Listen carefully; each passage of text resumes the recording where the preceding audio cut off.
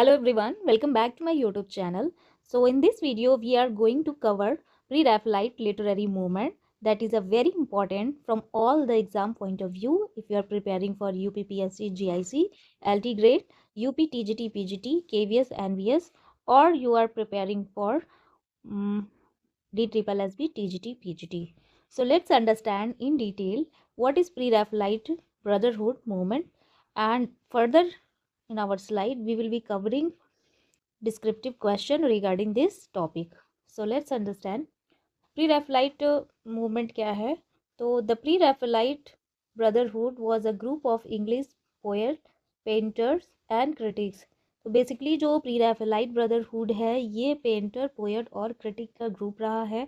It was founded in 1848 और ये found किया गया था 1848 में. The main founders were William Holman Hunt, John Everett Millais, दाते गैब्राइल रॉसिटी. द टर्म की बात करें तो प्री रैफेलाइट कहाँ से आया. Before Raphael, pre means before और रैफेलाइट मीन्स रैफल जो पेंटर थे क्लासिकल टाइम के, और वी कैन से ग्रीक और रोमन जो पेंटर या आर्टिस्ट थे, they rejected the art style developed after Raphael and Michelangelo. तो बेसिकली जो प्री रैफेलाइट मूवमेंट था वो रैफेल और माइकल एंग्लो के आर्ट स्टाइल को रिजेक्ट करता था. So they believed that classical art had corrupted true artistic expression. और वे मानते थे कि जो क्लासिकल आर्ट है वो करप्ट कर दिया है ट्रू आर्टिस्टिक एक्सप्रेशन को. Their aim was to return to simplicity, sincerity and truth in art. और उनका ये उद्देश्य था कि वो फिर से जो है सिंप्लिसिटी और सिंसियरिटी और आर्ट में जो ट्रूथ है उस पर आए. बिसाइड्स पेंटिंग के बजाय वो they also contributed poetry and criticism. उन्होंने पोइट्री और क्रिटिसिज्म में भी अपना योगदान दिया. So they publish a magazine called the Germ. तो द जर्म नामक एक मैगजीन उन्होंने पब्लिश किया. सो मैगजीन में क्या बोला है, modern writing, ballets, poetry and their poetry is known for artistic beauty, rich imagery. उनकी पोएट्री आर्टिस्टिक ब्यूटी और रिच इमेजरी के लिए जानी जाती थी. सो कैरेक्टरिस्टिक्स की बात करें तो it is reaction against conventional poetry, specially a reaction against the poetry of Tennyson. तो ये स्पेशली टेनिसन की जो पोएट्री होती थी उसके अगेंस्ट में ये रिएक्शन था. They oppose artificiality and routine poetic style, क्योंकि जो न्यू क्लासिकल एरा के जो पोएट्स होते थे वो क्लासिकल पैटर्न को फॉलो करते थे. तो ये जो प्री रैफेलाइट लिटरेरी मूवमेंट आया था वो इनके अगेंस्ट में था, क्योंकि ये फिक्स पैटर्न या फिर रूल को नहीं फॉलो करते थे. एंड उन्होंने टेनिसन को टारगेट करके ये मूवमेंट उनके अगेंस्ट में लाया था. अब बात करते हैं इसके और कैरेक्टरिस्टिक्स की. तो it is art for art sake. तो ये बताता है कि ये जो आर्ट है, कला है पोइट्री लिखने की या एक एक्सप्रेशन पोएम की, वो आर्ट फॉर आर्ट सेक होना चाहिए, ना कि किसी आर्टिफिशियलिटी के लिए होनी चाहिए. So art should exist for beauty, क्योंकि आर्ट जो है वो ब्यूटी के लिए एग्जिस्ट होना चाहिए, नॉट फॉर सोशल और पॉलिटिकल पर्पस, ना कि सामाजिक और राजनीतिक उद्देश्य के लिए. आर्टिस्टिक क्रिएशन वॉज वैल्यूड एवं मोरल प्रीचिंग. और आर्टिस्टिक जो क्रिएशन है वो मोरल प्रीचिंग से ऊपर उठना चाहिए. मेडिवल इंस्पिरेशन होना चाहिए. They looked back to the medieval age, और इसलिए वो फिर से मेडिवल एज पे आते हैं. उनका कॉमन थीम्स रहा है chivalry, heroism, adventure.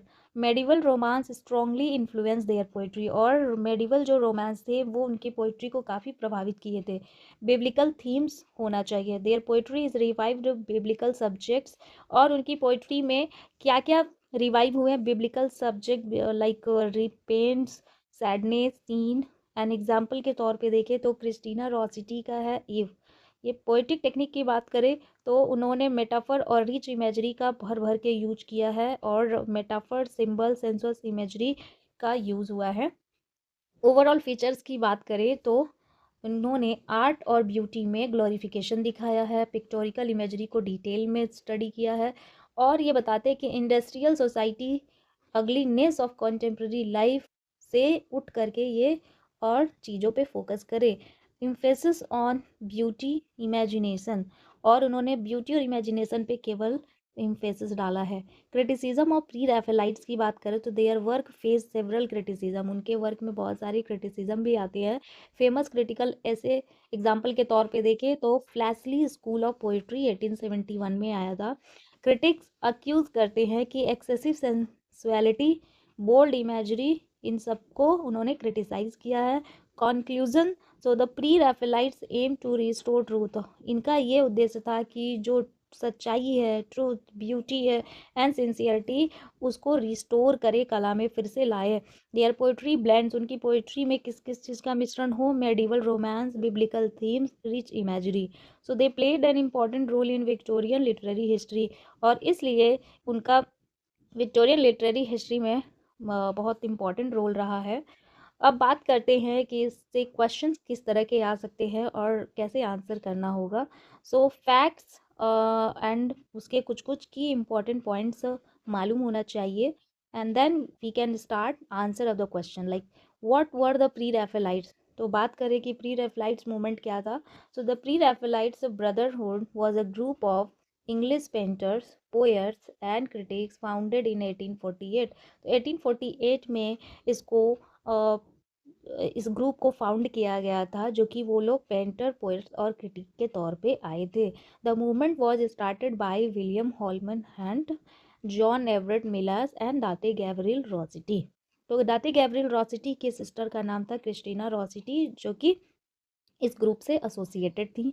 There main aim was to return art and poetry, इनका उद्देश्य था कि वो फिर से आर्ट और पोइट्री में आए, और क्या रिजेक्ट करते हुए, artificial style that developed after Raphael and Michelangelo. तो माइकल एंग्लो के बाद जो आर्टिफिशियल स्टाइल है उसको रिजेक्ट करते हुए दोबारा, यानी फिर से वो आर्ट को लेकर आए, मेडिवल को फॉलो करते हुए। So they believed that true art exist before Raphael and wanted to revise sincerity, simplicity and truth in artistic expression। अपने वो आर्ट में चाहते थे कि वो सिंसियरिटी लाए, सिंप्लिसिटी और एक सच्चाई। What were the what were they called pre Raphaelites, किसको प्री रैफेलाइट्स कहा जाता था। So they were called pre Raphaelites because they admired, क्यों उन्हें कहा जाता था, क्योंकि they admired the art and literature that exist before Raphael के पहले थे, and they rejected the classical and academic style that came after him, उनके बाद जो आए थे उसके ये रिजेक्ट करते हैं। Believing that later art had become mechanical and artificial. So the pre Raphaelites wanted to return to natural detail, emotional depth and spiritual sincerity found in early medieval and renaissance art. अब बात करें कि art for art सेक का क्या concept रहा है pre रैफेलाइट poetry में। तो द प्री रैफेलाइट्स बिलीव, ये मानते थे कि art for art sake, which means, जिसका मतलब होता है कि art should exist purely for beauty, की कला जो है वो प्योर तरीके से केवल ब्यूटी के लिए होनी चाहिए, एंड आर्टिस्टिक प्लेजर, और कला एक आनंद के लिए, एक प्लेजर, एक खुशी के लिए होनी चाहिए। Poetry should not serve social and political और मोरल पर्पज, कविता का उद्देश्य नहीं होना चाहिए कि सामाजिक, राजनीतिक और नैतिक उद्देश्य वो दे। So artistic creation itself was considered the highest goal, इसीलिए जो आर्टिस्टिक क्रिएशन था उसको बहुत ही उच्च उद्देश्य और ब्यूटी के लिए कंसीडर किया गया था, and was valued more than usefulness और रिफॉर्म, और इसको वैल्यू दिया गया कि ये सुधार के बजाय ये और ज़्यादा यूज़फुल हो। So thanks for watching this video. In our next video we will be covering next literary movement.